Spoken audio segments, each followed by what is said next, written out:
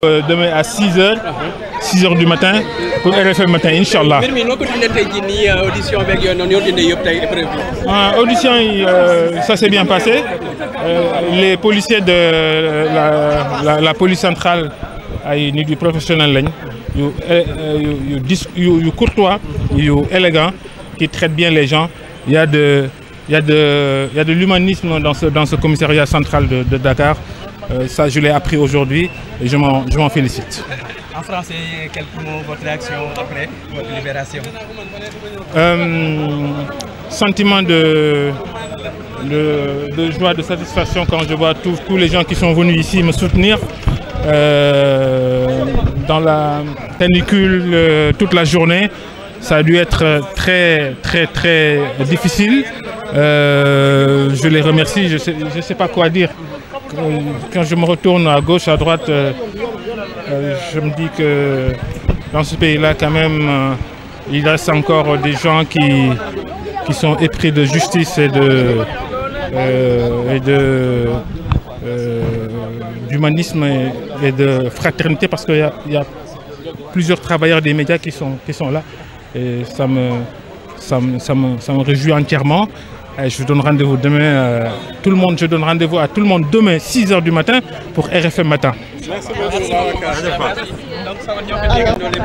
C'est ça, c'est le premier mot de Babacar Fall, yakarna. C'est ça justement. Libéré nañ ko alors ñu jël El Hadj Assane Gueye quelques mots de El Hadj Assane Gueye bu ko defee quelques mots de El Hadj. mais kontaan vraiment ci li nga xamante ni moo fi am tey ni nga ko waxee libération Hadj Babacar Fall di luñ doon yaakaar ci suba ak léegi parce que nit moom ni ñu koy waxee rek ci liggéeyam ci lay am ay ngañaay ci lay am ay ndam ci lay am ay rëq-rëq donc en tant que journaliste tàmm nañu xat-xat yu ni mel mais liñ ci xaw a regretter rek mooy réew mi fi mu toll quand même muy nguur gi fi ne di gawoon parce que boo seetloo c'est un éternel recommencement à chaque fois journalistes yi ils sont interpellés souvent pour les mêmes faits alors que suñu réforme de la justice yi ñu fi wax ak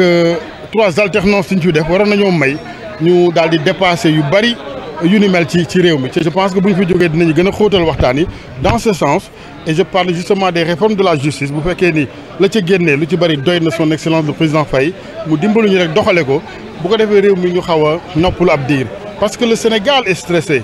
mënuñu depuis 1 an et demi 2 ans ñu dëkk ci tension yi au Sénégal tension ci gouvernement bi tension ci kër yi tension ci mbedd mi mais je pense que war nañu gën a tàppe xol yi nit ñi gën a yëgoo parce que la dernière sortie de docteur Abdourahmane Diouf par exemple ñu bari dañ naan ana lan moo xew la sortie des uns et des autres par rapport au chapelle politique da nga naan lan moo xew ñu day politique la ñuy def wala ay noon lañu nga dugg ci kër yi am sa ndijaay sa tante fii ngeen meroo ay weeri weer mais pourquoi pour la politique qu'on vraiment qualifie de noble la politique qu'on disait au départ que c'était pour que ñu xool naka la ñuy gérer la cité mais loolu c'est un métier noble ça doit être en tout cas ça doit l'être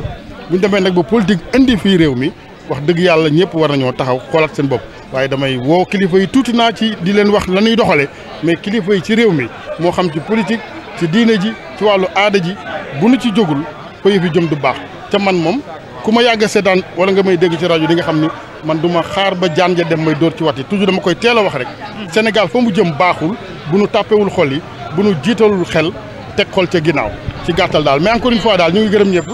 di gërëm kilifa yi parce que aussi décision bu ànd ak dal la décision bu ànd ak mandute la parce que am réew tam nii rek la rek boo njabootee ñëpp mais di nga dégg lu ne di nga dégg yaa rafet di nga dégg yaa ñaaw voilà jërëjëf. c'est Hadj Assane Gueye tout ça on va attendre ba xam nañ amaat bu ñu mënee amaat aussi beneen réaction. Aujourd'hui, Babacar Fall a été donc retenu pratiquement toute la journée. Qu'est-ce qui a été déterminant pour être relâché? En fait, ce que vous dites, c'est vrai, il a été retenu depuis ce matin. Donc il y a une audition qui a été faite. Et après l'audition, nous, comme Babacar Fall et nous-mêmes, nous étions dans l'attente de la décision qui sera prise. Et ce n'est que tout à l'heure que la décision a été prise de le relâcher et que le lieutenant lui a dit qu'il peut rentrer chez lui. Mais je précise, parce que nous avons vu durant toute la journée qu'il y avait des informations qui avaient été distillées À chaque fois qu'il était en garde à vue, qu'il est tombé en syncope, qu'il a fait une crise, mais toutes ces informations ne sont pas vraies. Il n'a jamais piqué de crise, il a été serein, il a répondu à toutes les questions qui lui ont été posées et de manière sereine. Et je pense que l'audition également c'est bien tenu. Et à l'issue, je crois que peut-être, je ne sais pas, mais peut-être qu'il n'y a pas eu de charge qui pouvait peser. Il n'a même pas été mis sous garde à vue. On ne lui a même pas notifié une position de garde à vue. Raison pour laquelle on ne peut pas considérer qu'il a été arrêté. Il a été convoqué, il a été auditionné et à l'issue de l'audition, bien que l'audition a pris beaucoup de temps, mais il a été relâché. Mais de toutes les informations qui ont été distillées, comme quoi il a été mis sous position de garde à vue, il a piqué une crise en raison de sa maladie, toutes ces informations sont fausses. C'est ce que je tenais à vous dire. ci wolof lan lañ mën a jàpp tey ci bëccëg bi yëpp. waaw ci wolof liñ ci mën a wax mooy ñun ñoo ñëwoon man ak sama confrère bi ak ku ñuy wax Baboucar Cissé, Seydou Diagne, El Hadj Diouf mais ñun ñoo fi des depuis ce matin. Donc Baboucar indi nañ ko fii pour doon ko déglu ci benn interview boo xam ne def na ko pour Madiambal Diagne et donc bi mu ñëwee aussi posé nañ ko ay questions wax na ci questions yi donc mënuma révéler ces réponses et les questions qui ont été posées parce que on ne sait pas ba xam l'enquête va continuer ou pas mais li ma ci mën a wax mooy questions yi posé nañ ko répondre na de manière sereine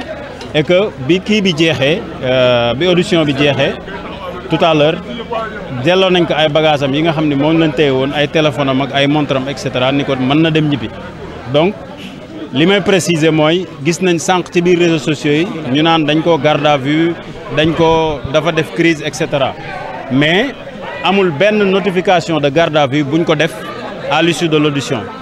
amul également benn crise boo xam ne si piqué na ko parce que ñun ak moom ñoo nekkoon du matin au soir audition bi déroulé na dans de bonnes conditions gisuñu benn yoon boo xam ne si moom wane na benn faiblesse ou fébrilité boo xam ne si dana permettre ñuy wax ni da doon jéem a wut ay alibi pour ñu bàyyi ko wala dara loolu dara amu ci. amul benn charge. non pour l'instant nii amul benn charge. am na lu ñu ko doon reproché mais amatul dara te kenn waxu ko aussi na nga ñëwaat donc loolu daal lañ ci mën a jàpp. merci beaucoup. voilà bu baax a baax alors ñuy remercier bu baax a baax bu fekkente ni dina mat yeneen ay réaction yu mën a ñëw aussi ñu jël ko bokk ci ay avocats yi Babacar Fall yëkkati yooyu kàddu di xam leen ni rek en tout cas amul benn charge bu nga xamante ni si gars yi retenir nañ ko contre lui en plus tamit li nga xamante ni si en tout cas ngeen gis alors non grave alors kon mu ngi noonu en tout cas li ngeen xamante ni si justement am na ci donc ça va tout va bien rendez-vous